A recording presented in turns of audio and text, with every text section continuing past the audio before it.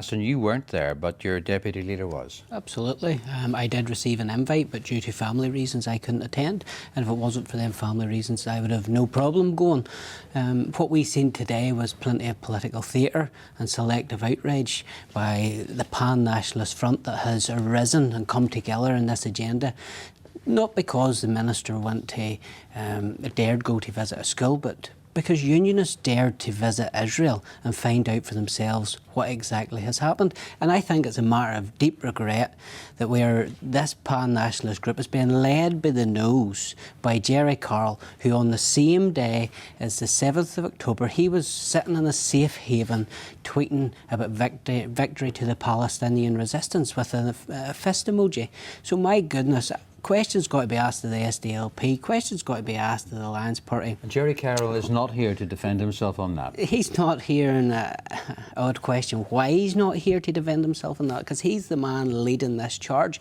And these two that were sitting across the table have allowed themselves to be led with a left-wing fanatic. Well, I'm sure they would. Well, this exposes the failure of Stormont in that on one day we have executive parties signing a no-confidence motion, and then the next day they'll be sitting around the executive table again.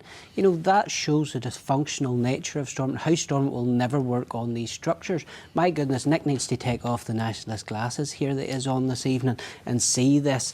It is exactly about the problem they have is about unionist politicians going out from a cross-party basis to go and find out for themselves what has happened in Israel and tell the story and be able to bring back facts of what happened from the Israeli side.